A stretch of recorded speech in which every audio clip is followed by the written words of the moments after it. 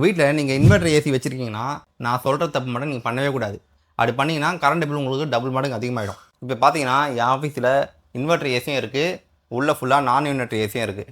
இப்போ அந்த 2 ஏசிலையுமே இந்த ஸ்மார்ட் ப்ளக் வச்சு எந்த அளவுக்கு பவர் கன்சம்ஷன் பண்ணுறது சொல்லி செக் பண்ணலாம். இப்போ இது பார்த்தீங்கன்னா நான் இன்வெர்டர் ஏசி, இதுலேயே நம்ம இந்த ஸ்மார்ட் ப்ளக்கை மாற்றி செக் பண்ணலாம். இப்போ இந்த 2 ஏசிலையும் நம்ம ஸ்மார்ட் ப்ளக் கனெக்ட் பண்ணியாச்சு. இப்போ இந்த ஆப் ஓப்பன் பண்ணி எவ்வளோ பவர் கன்சம்ஷன் ஆகி பார்க்கலாம். இதில் நான் இன்வெர்டர் ஏசி பார்த்தீங்கன்னா 7 ஆம்ப்ஸ் இருக்குது. இதே நம்ம இன்வெர்டர் ஏசி எப்படின்னு பார்ப்போம். இதே நம்ம இன்வெர்டர் ஏசி எடுத்திங்கன்னா கிட்டத்தட்ட 10 ஆம்ப்ஸ் இருக்குது. இப்போ நீங்கள் யோசிப்பீங்களா, இப்போ இன்வெர்டர் ஏசி தான் அதிகமாக பவர் கன்சப்ஷன் பண்ணுது சொல்லிட்டு. ஆனால் நீங்கள் நினைக்கிறது தப்பு. ஏன்னா இன்வெர்டர் ஏசியில் இருக்கிறது டிசி கம்ப்ரஸர். டிசி கம்ப்ரஸர் வந்து டெம்பரேச்சருக்கு ஏற்ற மாதிரி அதோட ஸ்பீடை அதை மாற்றிக்கும். அதாவது நீங்கள் ஏசி ஆன் பண்ணும்போது ஸ்டார்டிங்கில் கூல் ஆகிறதுக்கு கம்ப்ரஸர் ஸ்பீடை இன்வெர்டர் ஏசி அதிகமாக ரன் பண்ணும். அதனால் ஸ்டார்டிங் பீரியடில் மட்டும் அதிகமான கரண்ட்டை இன்வெர்டர் ஏசி கன்சியூம் பண்ணும்.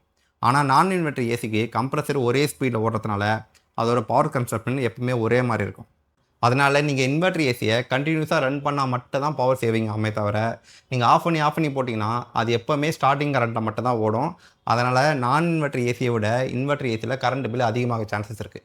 அந்த நேரத்தில் நீங்கள் என்ன பண்ணணும்னா, ரிமோட்டில் டெம்பரேச்சரை நீங்கள் கூட்டி விட்டுருங்க. நீங்கள் டெம்பரேச்சரை கூட்டிட்டிங்கன்னா இன்வெர்டர் ஏசி அதுக்கேற்ற மாதிரி கம்ப்ரஸரோட ஸ்பீடை கம்மியாக ரன் பண்ணி அதிகமான பவர் சேவிங் பண்ணும்.